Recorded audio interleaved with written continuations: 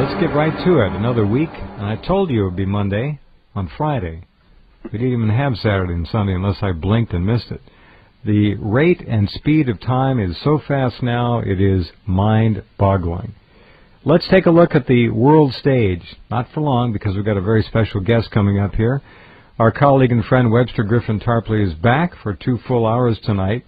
First hour, we're going to talk about the international issues. Second hour, about the economy, or what they call the economy. In North Korea, most of you have seen the story that Kim Jong-il is dying of pancreatic cancer. He didn't look so good. His number 3 son, Kim Jong-un, UN, is taking over, apparently. In fact, he just spent a week in Beijing with North Korea's top military generals, obviously taking instructions and comparing notes with his Beijing masters. They don't do anything without Beijing's approval. Don't forget that. And if they do, they can be in big trouble.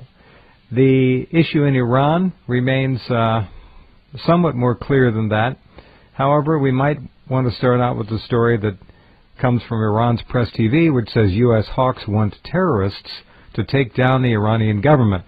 2 hardline U.S. lawmakers have called for greater efforts to topple the Tehran government, going as far as to suggest support for anti-Iran terrorist groups within the country.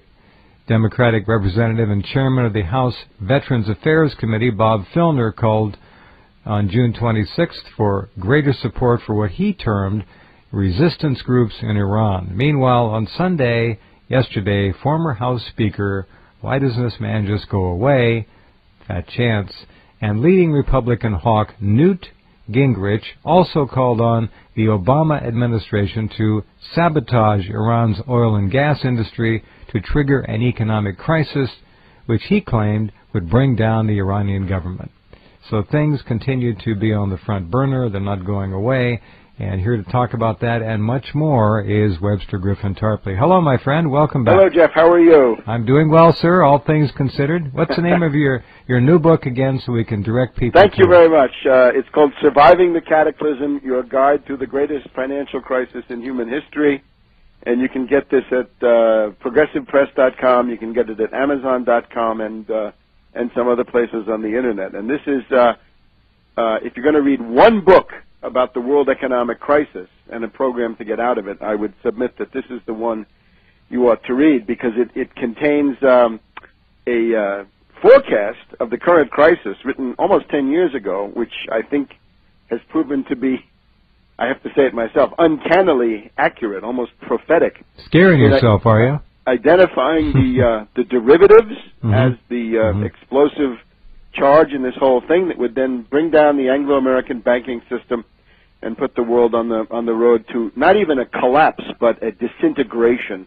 That is to say, a complete breakdown crisis of the entire post-1944 system, such as it is. And I think that's what we have right now. Right. And above all, the 5-point program. Maybe in the second hour we can talk about this 5-point program to get out of a depression, because this remains the touchstone of everything, right? The most precious form of knowledge anybody can have is how do you get out of a depression? I mean, why do you have it? Yeah, but above all, how do you get out of it? So, all right, quick question before we get to our international stage here.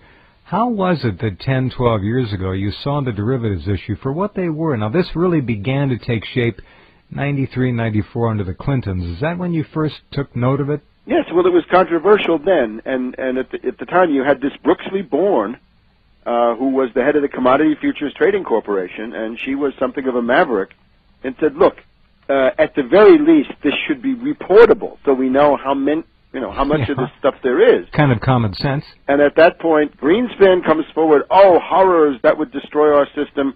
Rubin, Summers, quite a number of others, Phil Graham, very, very important guy, and Wendy Graham. They were the two of them were instrumental in re-legalizing. See, derivatives had been illegal, banned, as they should have been, under the New Deal from 1936 to 1982. They were simply illegal.